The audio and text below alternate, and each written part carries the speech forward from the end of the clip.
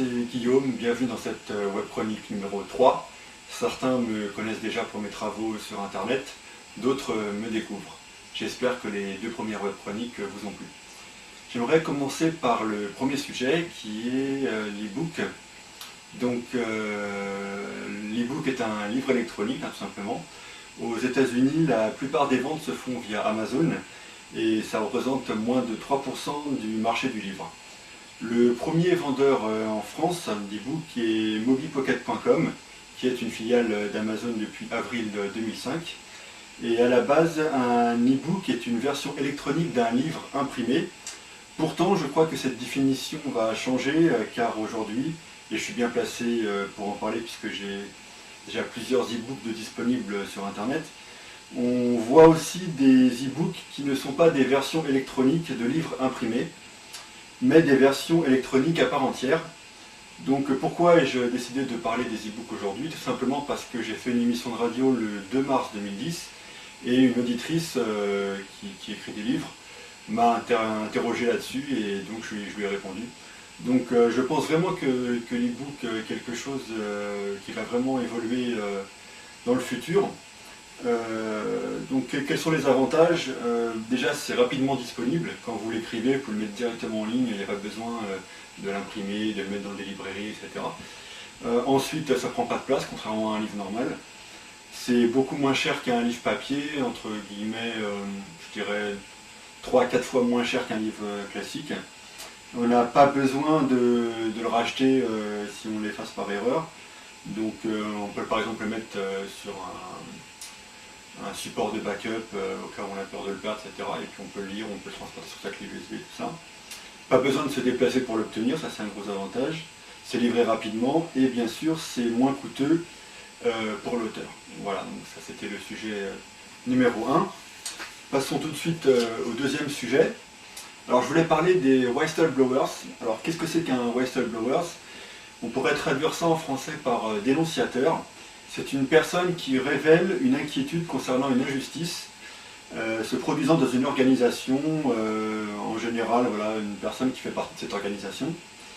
L'injustice peut être classifiée de différentes manières, ça peut être une violation de la loi, de règles, de règlements, une menace directe pour l'intérêt public, fraude, problème de santé, de sûreté, corruption.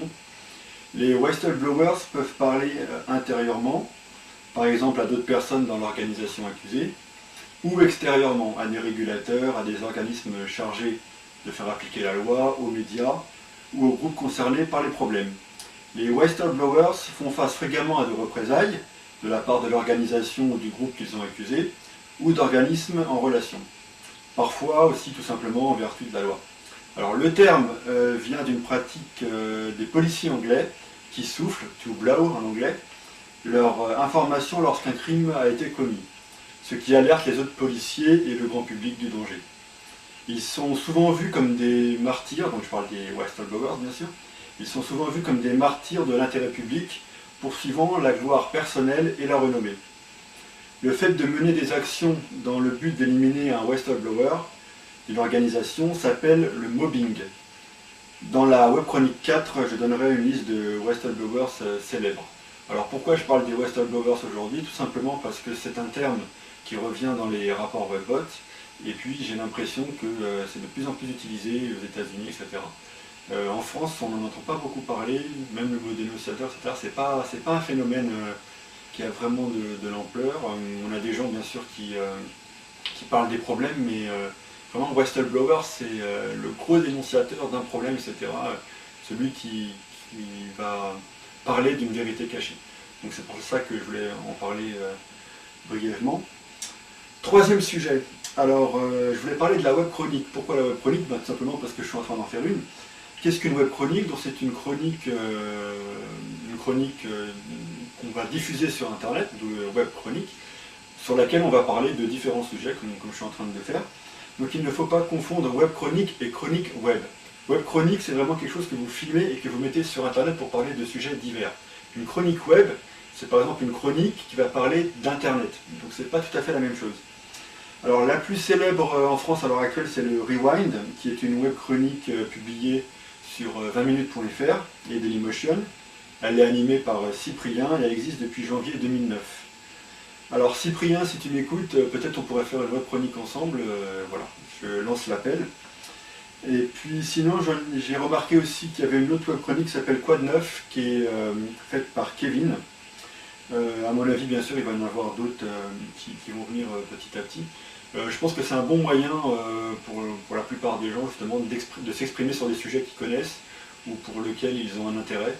Et je pense que voilà, de plus en plus de gens vont faire des web chroniques et les mettre sur Internet. Alors, quatrième sujet et dernier sujet, le rapport Webbot TSTC 04 est sorti le 12 mars 2010, donc avec un petit peu d'avance sur la date que j'avais annoncée dans la web chronique numéro 2. Les sujets de ce rapport, donc l'hyperchronisme, l'échelle de Kardashev, alors c'est un sujet très très intéressant. Il s'agit d'une méthode de classification des civilisations en fonction de leur niveau technologique et en termes d'utilisation énergétique. Donc j'en parlerai peut-être dans la prochaine web chronique, l'échelle de Kardashev. Et c'est des travaux qui datent de 1964. Autre sujet Webbot, bien sûr 2012. Ah oui, la grande nouvelle, c'est que le Webbot annonce pas de danger pour la planète en 2012.